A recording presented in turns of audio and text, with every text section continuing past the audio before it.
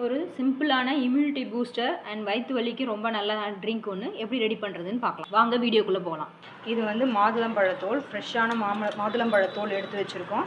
இதை வந்து நம்ம எப்படி ட்ரிங்க் பண்ணுறதுன்னு பார்க்கலாம். ஸ்டவ் ஆன் பண்ணி ஒரு பாத்திரம் வச்சுக்கோங்க. அதில் ஒரு டம்ளர் தண்ணி ஆட் பண்ணிக்கோங்க. இன்னொரு டம்ளர் தண்ணியும் ஆட் பண்ணிக்கோங்க. இந்த ஃப்ரெஷ்ஷான மாதுளம்பழத்தோலை வாஷ் பண்ணி வச்சுருக்கோம். அதில் வந்து நிறைய போட வேண்டாம், ஒரு 4 பீஸ் போட்டிருக்கேன். மிச்சத்தை நீங்கள் காய வச்சு ப்ரிசர்வ் பண்ணி கூட வச்சுக்கலாம். இது நல்லா கொதிக்கிட்டோம். மிச்சம் இருக்கிற மாதுளம்பழத்தோலை நல்லா வெயிலில் காய வச்சு இந்த மாதிரி ப்ரிசர்வ் பண்ணி வச்சுக்கிங்க. நம்ம வீட்டில் அது ஃப்ரெஷ்ஷாக கிடைக்காதப்போ கூட இதை நம்ம தண்ணியில் வாஷ் பண்ணி போட்டு கொதிக்க வச்சு யூஸ் பண்ணலாம். இது நல்லா கொதிச்சிருச்சு.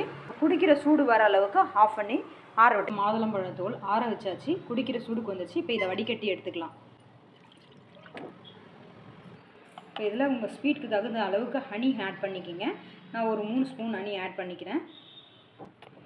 இப்போ இதை நல்லா மிக்ஸ் பண்ணிவிட்டு யாருக்கு வேணாலும் ஒரு சின்ன டம்ளர் அளவு குடிச்சிக்கிட்டிங்கன்னா நம்ம வயிறோட சூடு, வயிற்று வலி இதுக்கு எல்லாத்துக்குமே ரொம்ப நல்லது. இம்யூனிட்டியும் இன்க்ரீஸ் பண்ணும். நமக்கு தோற்பு சக்தியும் நமக்கு சேரும் உடம்பு. இது வந்து மாதுளம்பழத்தோல் வச்சு ஒரு ஹெல்த்தி ட்ரிங்க்கு. ரொம்ப சிம்பிள். நம்மளுடைய இம்யூனிட்டியை இது வந்து நல்லா இன்க்ரீஸ் பண்ணும். நமக்கு உடம்புக்கு ரொம்ப நல்லது. நீங்களும் ட்ரை பண்ணி பாருங்கள். எப்படி இருக்குன்னு கமெண்ட்டில் சொல்லுங்கள். இது மாதிரி இன்னும் நிறைய ரெசிபி பார்க்க நம்ம FRB சேனலை சப்ஸ்கிரைப் பண்ணிக்கோங்க.